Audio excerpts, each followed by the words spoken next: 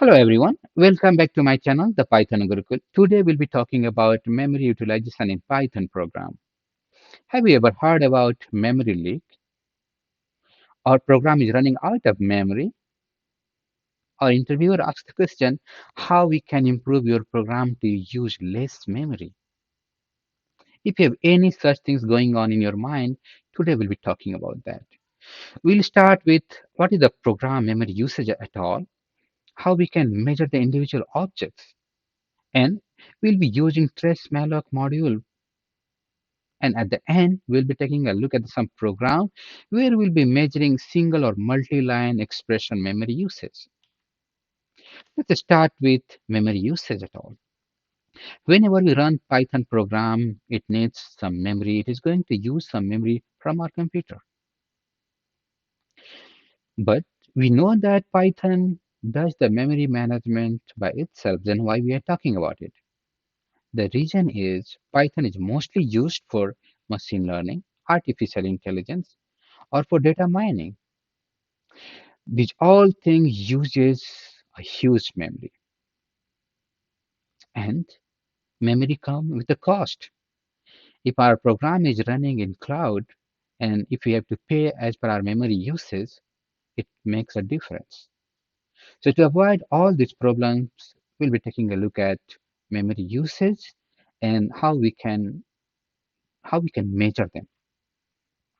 Let's take a look around memory leaks. So to in this diagram, we are showcasing one of the program which is using lots of memory, and maybe at some point of time it uses all of them. That situation will be called memory leak. We are running out of the memory. We don't have memory. We have solution, but those solutions will be costly. We want to save our program to going into those situations. So let's go one step at a time. We'll start with how we can measure individual objects so that we can write better program, so that we can know in advance that which data takes more memory and we can avoid those if possible. In this program, we are highlighting import sys module.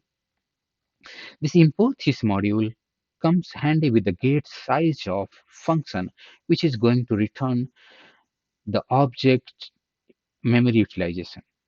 Here in this program, just passing the list, tuple or dictionary, we will be able to find out how much memory they are using. Same thing we can do with some data.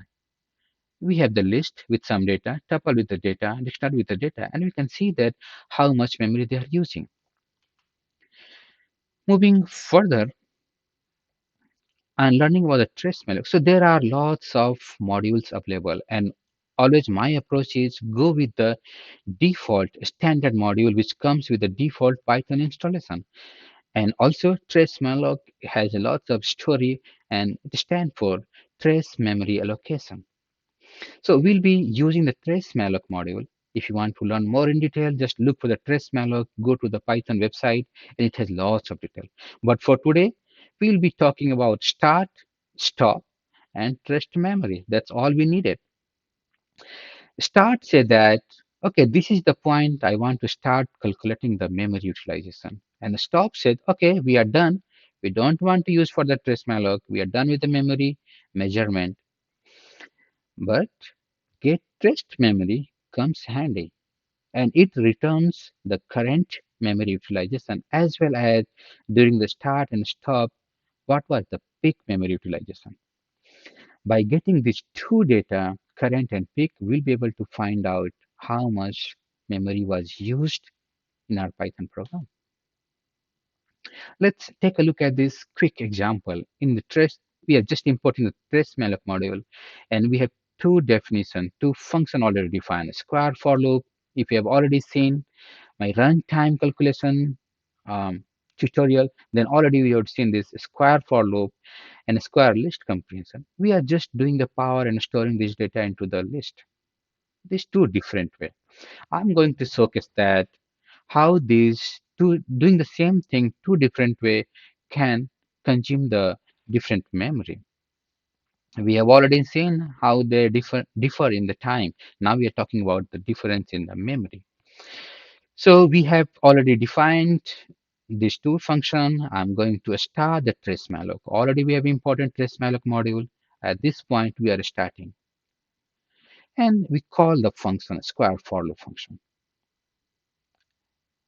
And just next to that, we are going to do the trace memory calculation. This particular get trace memory is going to return current and peak. That's what all needed. So we did for square for loop. We'll do the same thing for square list comprehension, the other function, whatever we have.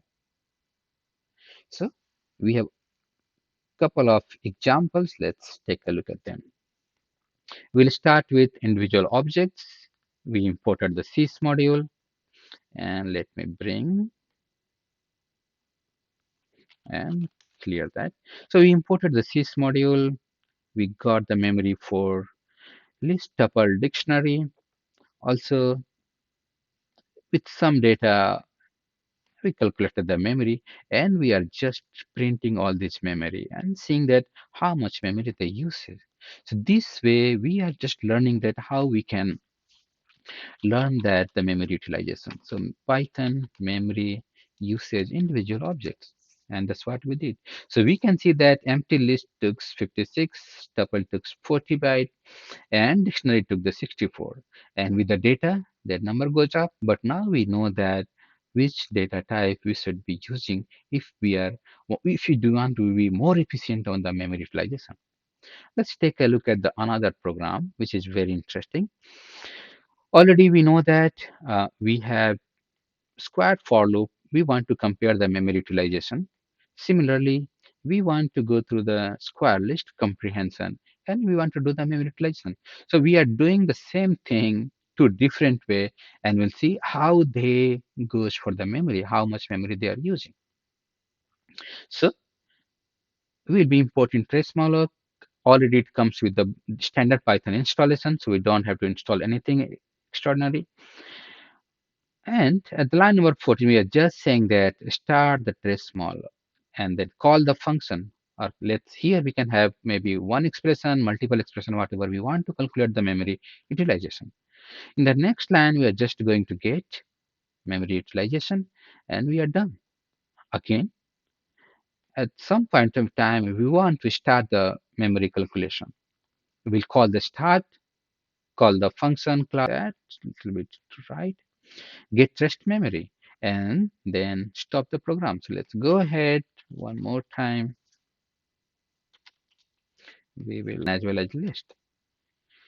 So let's see, we got for the for loop, and now we are preparing for the comparison. So we can see that the current usage is 0 byte, so they are not using anymore, but their peak was this much byte. And if we compare these two number, we can see that list comprehension memory usage is more.